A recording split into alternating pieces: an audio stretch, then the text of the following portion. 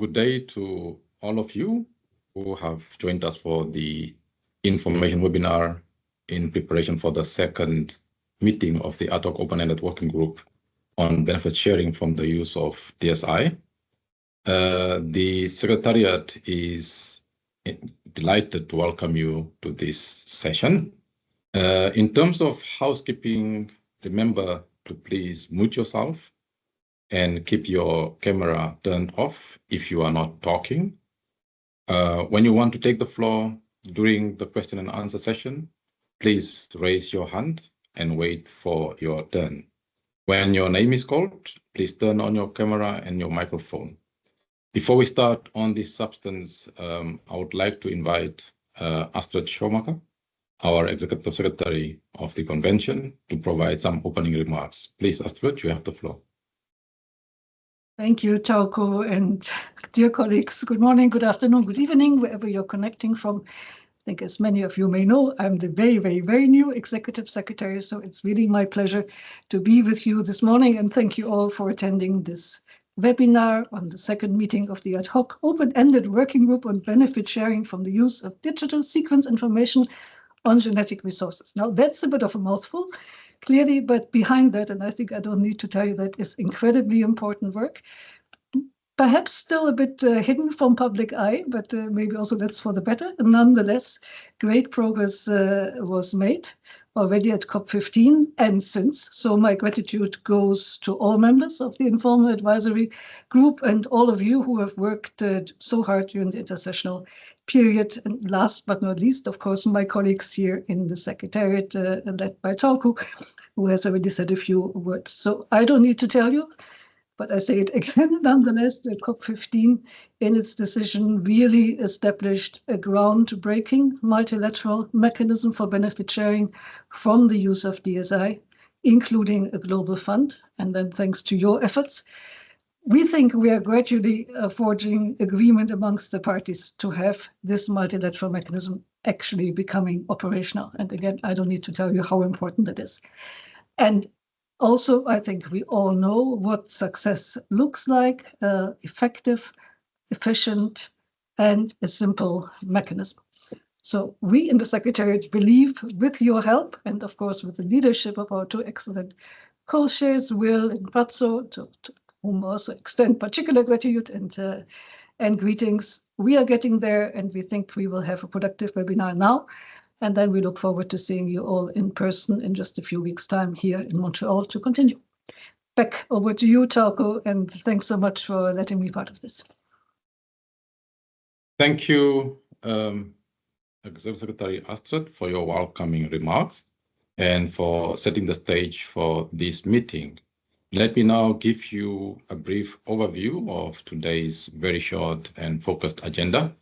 We will quickly run through the mandate and objectives of the working group, both 1 and 2, and then give over to the co-chairs to take us through the intersessional activities that happened since our last meeting in November. And then we will introduce the documents for our second meeting, and again, back to the co-chairs for them to give us a look at how they envisage the organization of work for the working group in just a few weeks.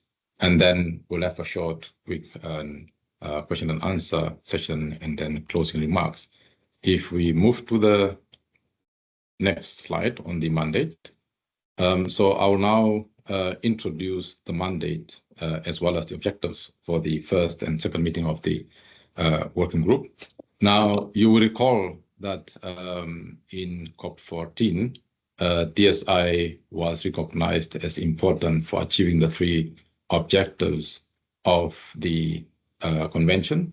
Whilst the question of benefit sharing from the use of DSI remained outstanding, that then led to the process that were established to address the DSI and that particular question within the context of the global policy framework that led us to then COP15, where COP15 in 2022 established a multilateral mechanism on DSI in the now fairly familiar decision 15/9.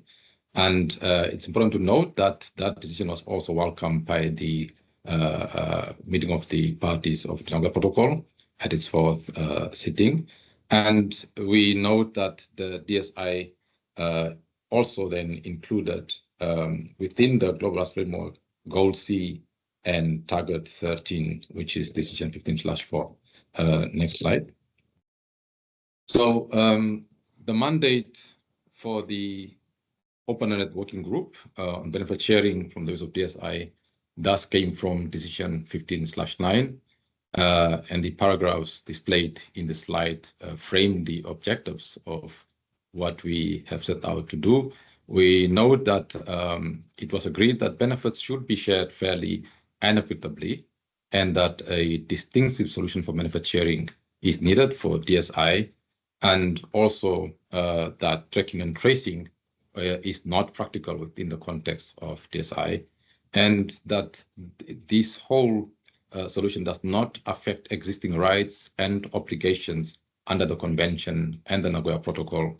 And we also note that under the decision, it was agreed to establish a multilateral mechanism for benefit sharing. And to achieve that and operationalize that, the decision also established a fair, transparent, inclusive, participatory, and time-bound process to further develop and operationalize the mechanism. Next slide.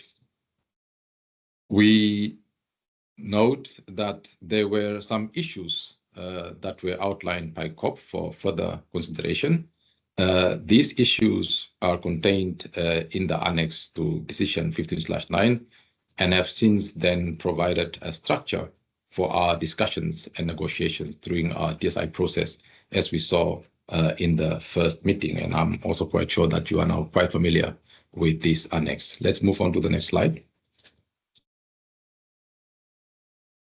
And so finally, we had paragraph 9 of Decision 15/9. And in this paragraph, parties agreed to the principles of the multilateral mechanism, including the Global Fund. And in paragraph 10, it was recognized that monetary and non-monetary benefits that arise from the use of digital sequence information should be used in a particular way, and they should be used to support conservation and sustainable use of biodiversity. And it also should benefit indigenous peoples and local communities. Next slide.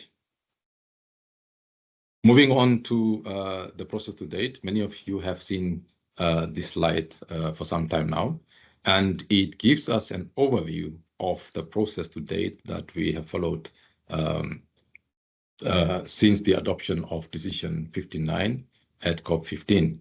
You can see very well which work streams fed into which documents and which led to which meetings. And with this, I will hand over to our co-chairs to talk you through the intersessional activities in more detail and for them to present the documents for discussion today. So I will give to co-chairs. You have the floor. Thank you very much, Tauko. Good morning, everyone. Good afternoon. Good evening, wherever in the world you're joining from. Thank you for being with us today. I can't see you all, but it's lovely to imagine you, imagine you listening. I'm very much looking forward to seeing you all soon to continue our good work. So we had a good meeting in Geneva in November. It feels a long time ago now, because I think we've made such good progress since then. And of course, in Geneva, we were very kindly given the mandate by that meeting to carry out some intersessional work. Can we go to the next slide? We talked in Geneva about 3 kinds of intersessional work. We as co-chairs committed to carrying out a sort of a process of information sharing. So that is sharing information about the CBD process with other organizations or forums that were interested in our work.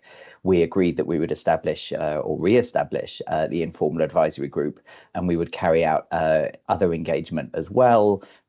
We've done lots of bilateral and sort of small group engagement with parties, businesses, NGOs, IPLCs, others around the system, and we also, I think, had a very productive informal meeting in Nairobi. When was that? A couple of months ago now. But obviously the big bulk of the work that many of you have been involved in was in the informal advisory group, and my co-chair is just going to remind us of what we've covered there.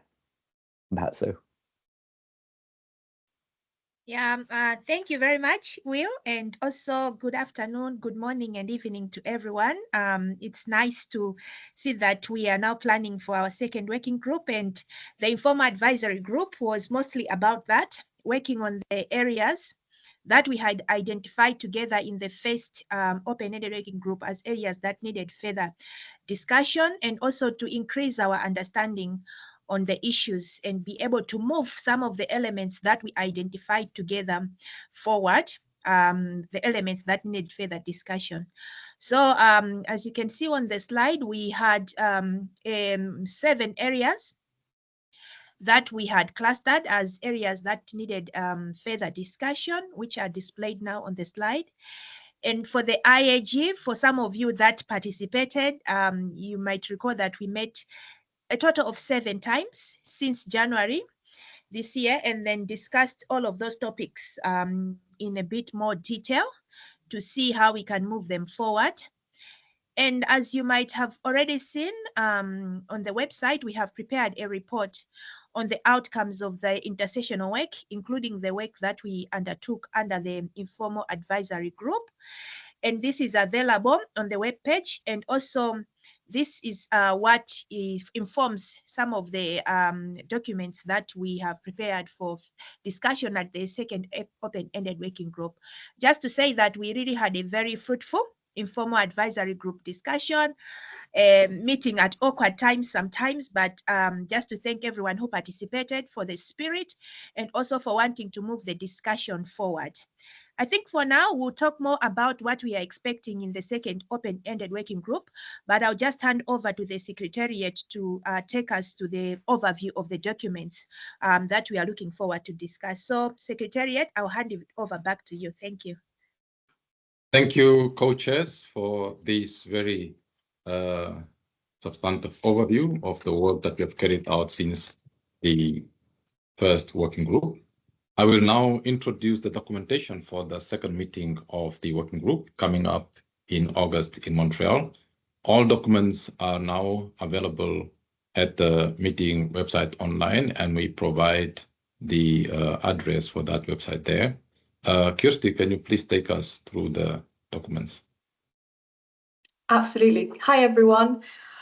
And thank you, Tauko. So here in this slide, you'll see a list of all the documents that have been published in relation to the upcoming working group. We would like to draw your attention to the document 2.1 add 2, or the scenario note. So this provides an envisioned scenario for the second meeting of the working group in just a few short weeks now here in Montreal. Secondly, document 2.2, which is the main working document and contains a synthesis of information to further development of the multilateral mechanism, and also includes elements of a draft recommendation in the annex.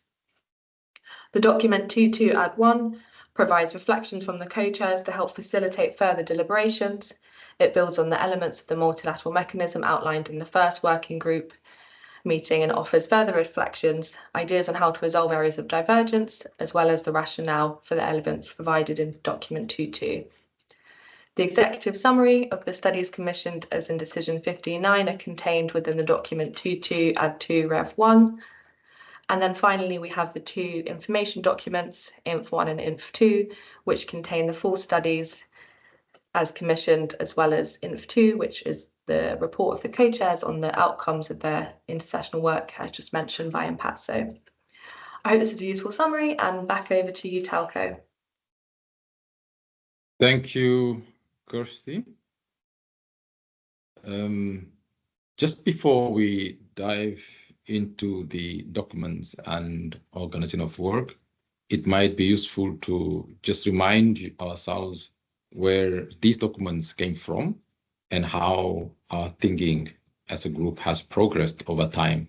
So the Geneva text, which is the main outcome document from the first session of the working group, provided the blueprint for the working documents that we will consider fully in Montreal. I'll now give the floor back to the co-chairs to present the organization of work for the meeting of the working group in August. Co-chairs, you have the floor. Thank you very much, Tauko. That's very helpful. And thank you, Kirsty. So that's a very good summary of the documents that we have and what it's quite important to us as co-chairs and the Secretariat team as well to help you all prepare for the 5 days we have in Geneva. It will be a busy 5 days, I'm sure, and we'll need to fit in quite a lot of work. So we want to be very sort of transparent with you about how we imagine the first day at least will run and how best to prepare for the whole meeting. So the main item on the agenda is obviously item 3, which is the further development of the multilateral mechanism. Obviously, we need to structure our conversations within that agenda item. We heard very clearly through lots of our intersessional work, but in particular in our meeting in Nairobi, that there was a real appetite to get started on textual negotiations, a real appetite to take a step forward in the second working group and to make sure that by the end of the meeting we can provide COP16 with a very clear draft decision that operationalizes the mechanism in accordance with the mandate from COP15. So our advice to parties is to focus your preparations on document 2.2. That's going to be the main working document for the meeting, and in particular to focus your preparation on those elements of a draft recommendation that are annexed, if you like, to document 2.2. In terms of how you might think about that document, Kirsty, if you take us to the next slide. We suggesting some sort of high-level questions for you to consider. I don't imagine that we will put these questions to you in precisely this way. That's not our typical way of working, but just to help you structure the way that you might be thinking, in your capitals about the meeting in Montreal. Are the documents, is document 2.2 and the proposed elements for a recommendation, are they a good basis for our work? Paragraphs 2 and 12 in the draft recommendation obviously contain options. So I think there's a question there about, as parties, which option or options you might prefer. Where do you need to see changes made? This will be a text-based negotiation, so how would you imagine that flowing through into the text?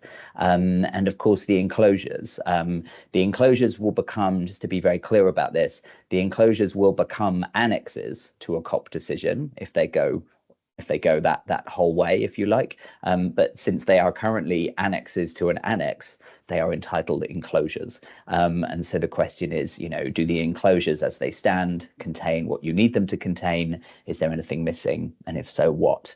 So those are some intellectual intellectual prompts you might want to think about. And then Mpatso is going to explain how we'll use at least the first part of our time together.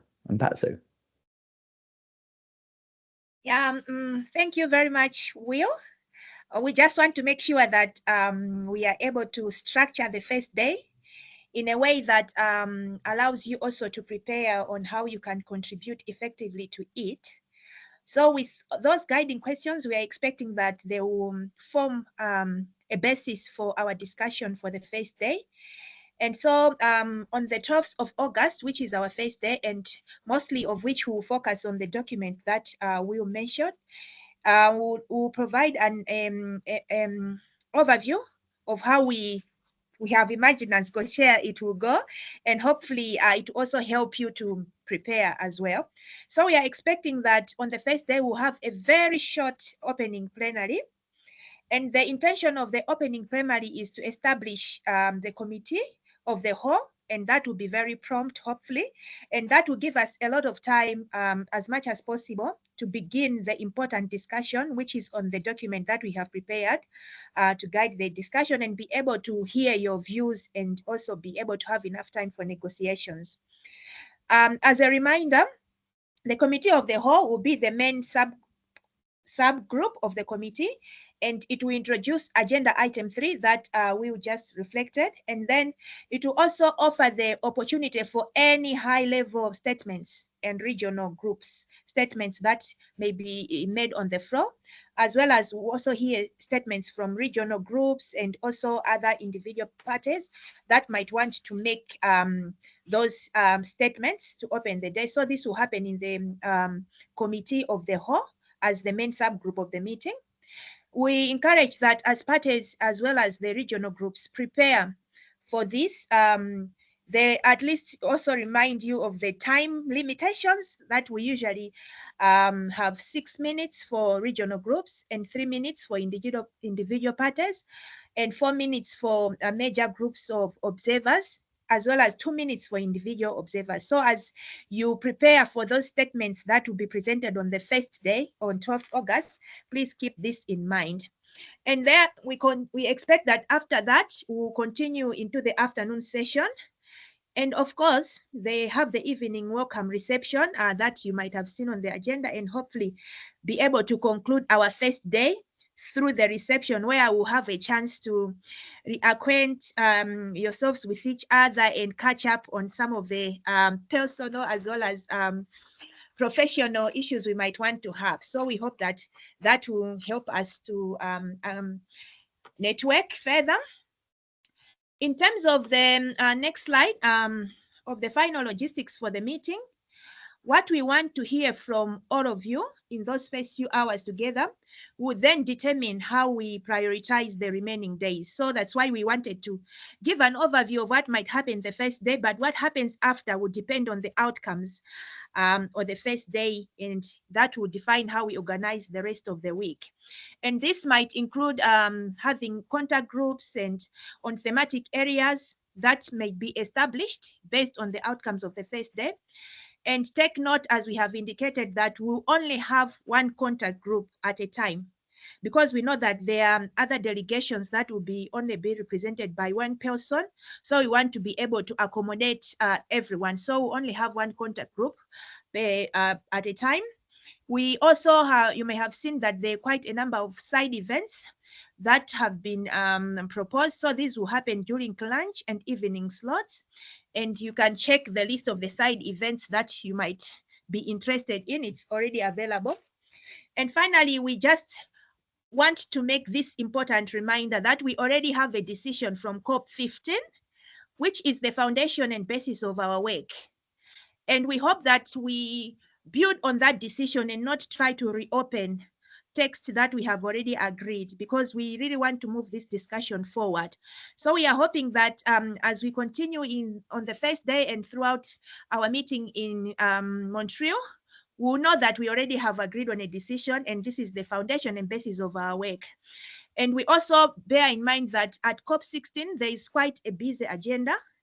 And for us, in the work that we are doing, we want to be able to send a clear message and a clear draft recommendation in decision to COP16, which I believe that is something that we can achieve. We have already achieved so much together, and we hope that we'll be able to achieve much more in Montreal and send clear draft recommendation and decision to COP16. So this is our goal, and this is our vision. We hope that you also feel the same about having concrete decisions and recommendations that will send to COP16 and help with lessening the burden of the busy agenda that will be there. I hope this is quite enough just to prepare you for the first day and for what we expect for the rest of the week. And hopefully, as you prepare, you bear all of these points in mind, including the questions that my co-chair raised. And I'm hoping that at this point, you have a clear picture of what will happen next when we meet in Montreal next time. So thank you very much. We just wanted to give this overview as you prepare, and wish you all the best. We are looking forward to fruitful discussions in Montreal. I'll just open the floor for questions for now. And I think those, because we have had a number of presenters, both me and my co-chair, the Secretariat, I think the questions could go to everyone. We are here to respond anything to make sure that we are going to have a successful meeting in Montreal. So I think we can go through that. Maybe Secretariat, you can help to pinpoint who is there in terms of raising their hands. Thank you very much.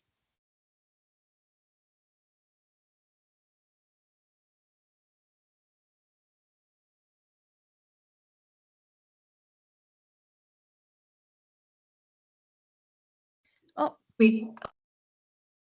okay, I can see Pierre.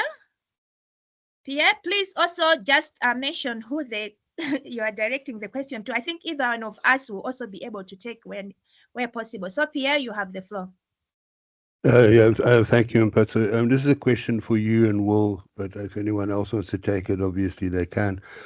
I mean, you can imagine that the African group's quite disappointed about there being absolutely no reference to our long-standing proposal that the best and only way to deal with this is a 1% retail levy. So I would like to seek your guidance about when in your program of work would be the best time for us to reintroduce that into the document. Would that be during the first reading in the Committee of the Whole? Thank you. Okay, thank you, Pierre, for that question. I'll just get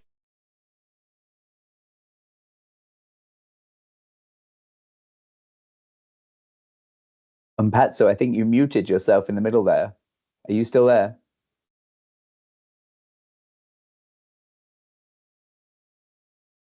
I think let's take the next Let's take the question, exactly. Let's take the next question. Thanks, Tauko. Exactly. And I think the next question is, your name says Nana. Tell us who you are, Nana.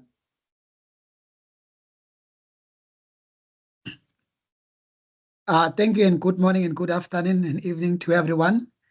My name is Sipho Matsebula from the Kingdom of Eswatini. Now, in fact, it's not a question as per se, maybe a comment. I was hoping Mpatso was going to also maybe highlight what will be happening in the subsequent days.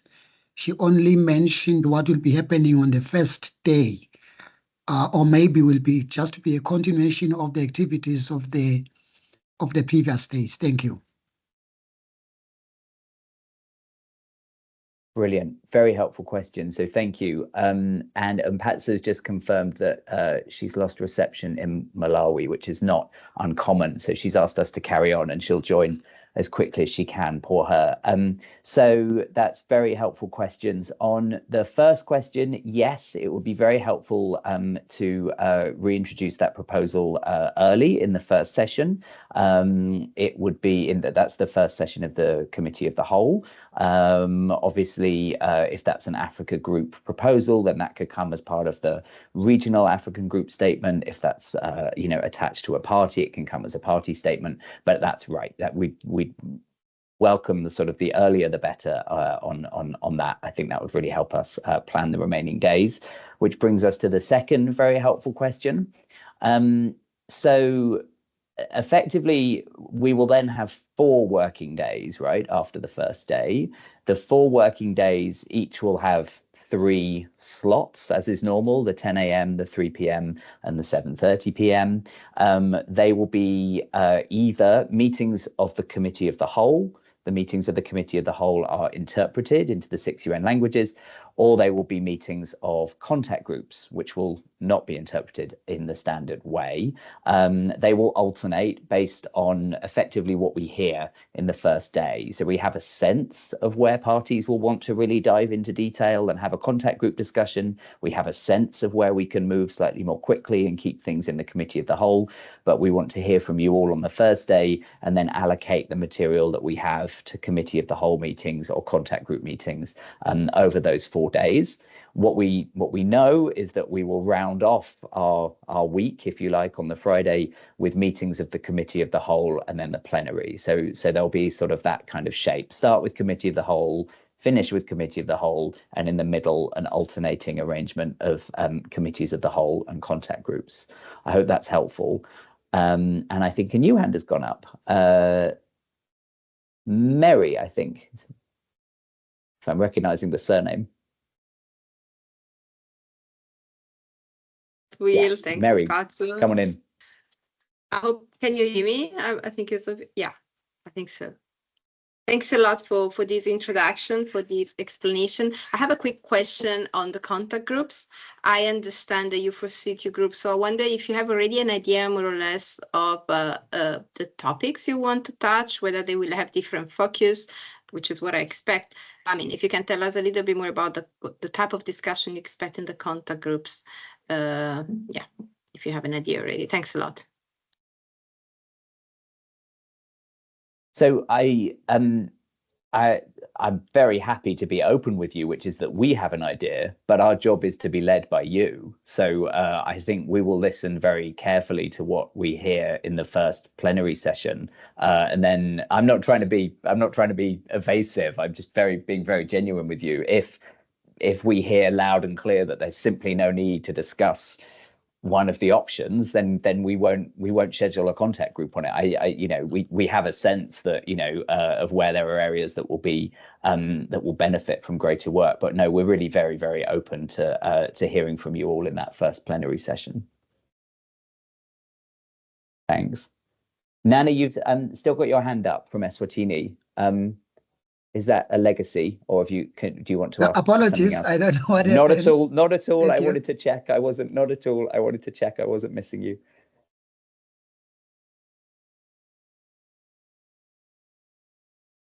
We have a question in the chat saying what would be the working hours tentatively from when to when for each day, and will the committee of the whole discussions be live on YouTube like the plenaries? The question on time, the times will be as per the usual practice, that there will be the mornings regional meetings, and then we will start at 10 o'clock. And that's at least for the first day. And thereafter, we will start at 10 o'clock until 3, until 1. Then from 1 to 3 is lunch, and then 6 o'clock the sessions end, and there may be evening sessions, but that will then depend on the schedule that the co-chairs will decide on, and there will be daily monitors. You can look at the monitors where the daily program will be given out for each day. Regarding the question on whether there will be live streaming, and that would not, in this time, it will not be the case. And so there would only be a full in-person meeting.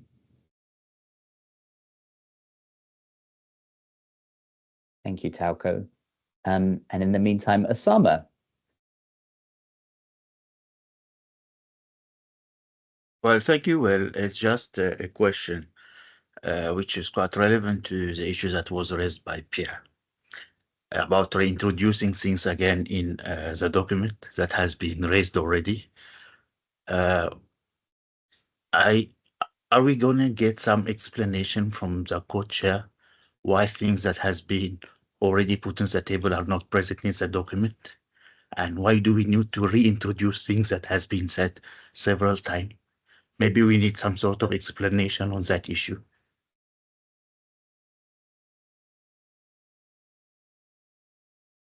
Very helpful. And then let me bring in Jeremy as well. Jeremy, and then I'll take them both together. Jeremy. Thank you very much, co-chairs. Hello, Will. Hello, Mpatso and Astrid. Very nice to see you in the new role. So I'm not going to be at this meeting, but I'm part of the Advisory Committee on Resource Mobilisation. So really just a sort of information point, which might not be fully on the radar screen of everybody on this call, is that the Advisory Committee on Resource Mobilisation, it was decided at SBI 4 in Nairobi, would have a third in-person meeting, or actually a hybrid meeting, in Montreal the week after. that your working group will be taking place, because we're very interested in the outcome of the work. And indeed, we couldn't finalise our recommendations to COP16 without knowing where your deliberations ended up. So just to put that on people's radar a little, that there will be, although of course your conclusions will be delivered to COP16, there will also be, as it were, an attentive audience the following week who will be, well, if not hanging on every word, at least very interested in what you come up with, both in terms of the contribution that a process for DSI can make to achieving the resource mobilisation targets of the Global Biodiversity Framework, but also the mechanisms you settle on. So I just thought that might be worth highlighting, Will. Thank you. Thank you very much, Jeremy. That's quite right. So the third meeting of the Advisory Committee on Resource Mobilisation will take place straight after the second working group, and we'll build on some of our discussions on fund, host and disbursement, which is good. And in response to Osama's question, which is completely reasonable and very, very helpful, what we have, as co-chairs have tried to do and will continue to try to do is to move this process forward, while at the same time, respecting all of the views that we hear through all of the processes that we're running. That always means making difficult choices. We have, I think, explained in document 2.2 and in the Ad1 document in particular why we have made certain choices. And so I hope that there's enough explanation in there to at least give you assurance that we've thought very hard about the choices that we've made, and to explain to you why those choices have been made. But as part of this process, our word is not final. We are the co-chairs who are helping lead the process. We're not the co-chairs who are making the decisions. You're the parties, you make the decisions. So if there is something missing from the documents, or there is something that you would like to discuss in the second working group, please bring that with you to the first session. Bring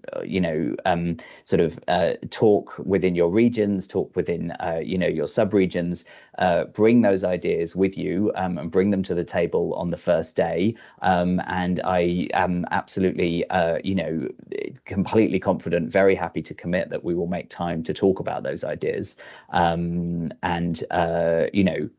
build a sense of consensus and convergence among all of us, so that we can pass that to COP. Thanks, Osama. Maybe just to add to the first question there on statement rather, on the Advisory Committee on Resource Mobilization. Thank you for bringing that out. The co-chairs are aware of that, and for the meeting, the annotated agenda of that meeting has been is on the website. Perhaps it may be useful for all to consult that and have a look at what they will be considering. And of course, our documents are available for all, and it may also be useful for the Advisory Committee members to look at our documents to have an idea of where things are going in preparation for your meeting. Let me leave it at that. There is a question in the chat about whether we will continue evening sessions until 23 p.m. Again, as I've said, we will follow the normal procedure that we've been following, and we will be in the hands of the co-chairs. They will decide on site then as to the flow of and timing of contact groups, etc., etc. Very good. Tauco, what's the weather like in Montreal? Beautiful. Very good. And for me to say beautiful, it's cloudy but not cold. So delegates can prepare themselves for not hopefully a cold weather as it was during COP15, where people had to endure a bit of snow. But it's a lovely Montreal summer. Very good. And in true Secretariat style, a link has been provided to tell us about the weather forecast for the coming days. Thank you, everyone. I don't see any more hands. Tauko, shall we, Kirsty? I think Yes, we've probably then, reached the end. Yeah. So thank you to all of you for your questions and your interest in this information webinar. Please take note that we have been recording it, and the recording will be available to share with those who may not have had the opportunity to actually attend this morning. So we would like to thank you once more for your time and positive energy, and look forward to seeing you again in hopefully sunny Montreal for our last meeting before the COP. And as I've said before, we will publish this recording of this meeting shortly for those who could not join us today. And with that, the meeting is adjourned. Thank you all. And thank you, co-chairs, and thank everybody that has been part of it. Thank you all. See you soon. Thank Thank you. you.